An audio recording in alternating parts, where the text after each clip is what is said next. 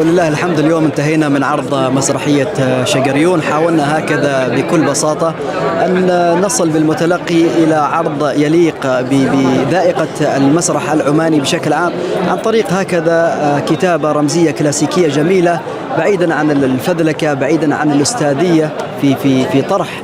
وهذا ما نصبو إلى في فرقة موشكا، أن نكون قريبين من المتلقي ولله الحمد.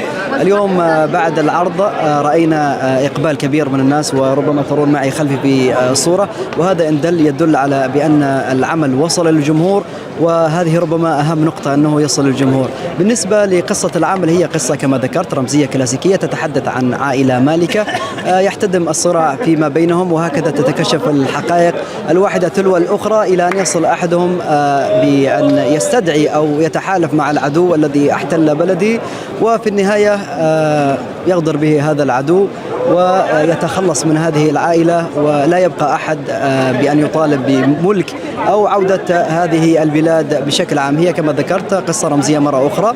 ربما أنا أتحدث معكم ووصلنا إلى الانهاك ربما من ساعات الصباح الباكر ونحن نشتغل في المسرح، ولكن الهدف في النهاية هو المتلقي، وبإذن الله نكون وصلنا للمتلقي. بالنسبة لمهرجان المسرح العماني، نحن سعداء دائما وأبدا بعودة المهرجان العماني بعد انقطاع تقريبا 7 سنوات.